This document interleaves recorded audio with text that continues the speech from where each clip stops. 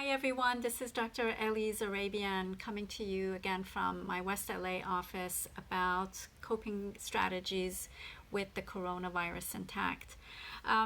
As the news of the virus escalates and we hear more about casualties while dealing with social isolation and financial pressures, it's normal for fear-based thoughts to also start escalating. So my hope for this short video segment is to give you a tool on how to manage the fear-based thinking so that it doesn't escalate and become something that you continuously ruminate on, which then increases fear and then can lead to anxiety and panicking.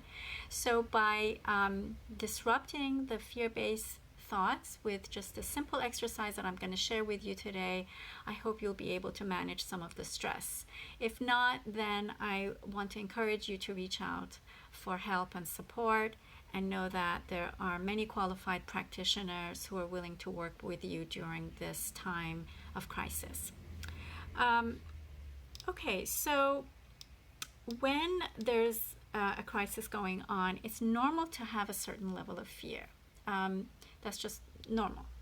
We're dealing with a lot that's going on, and we're trying to avoid getting sick or having other problems that can be generated because of what's going on.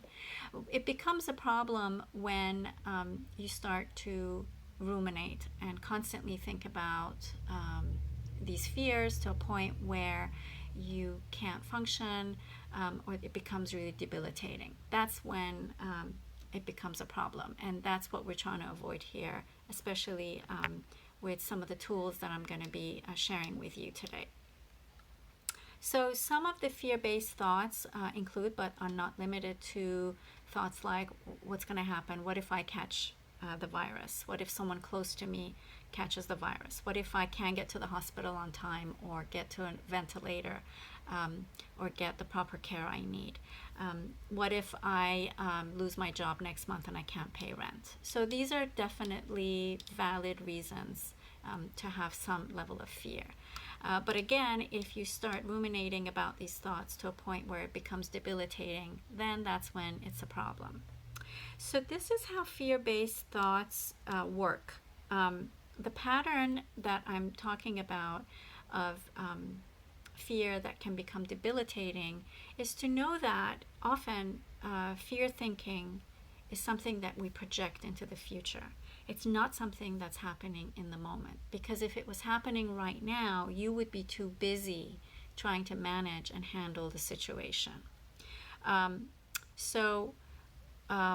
That's not happening, and instead what's happening is that you're projecting all these different scenarios into the future.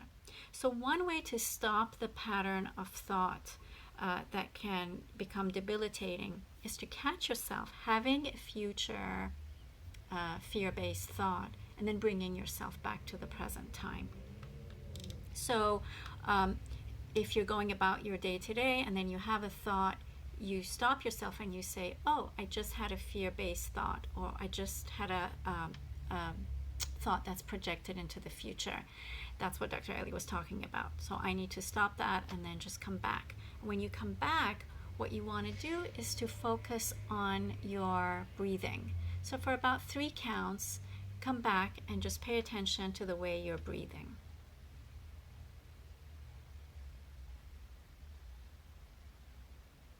After you do that, take a minute to touch your fingertips. This will help you become even more grounded in your body. And then the third thing that you want to do is to take a minute to look around the room that you're in. So here I am sitting in my chair in my office, looking at the wall in front of me, and all is well, and I'm well. Once you do that, your anxiety should decrease considerably. And I want to invite you to do this as many times throughout the day as you need to. Every time you catch yourself future tripping, thinking about something that's giving you anxiety or creating fear, you just name it as that, a fear-based thought. Come back into your body by focusing on your breath, touching your fingertips, and then looking around the room and knowing that here and now all is well, you're doing fine. So give it a try and see if that actually helps, and send me an email letting me know whether it worked or didn't work for you, and I'll respond. Again, I'm Dr. Ellie Zorabian. My email address is ellie@centeronpeace.com, and I'll be in touch with you within the next few days. Keep well and talk soon. Bye-bye.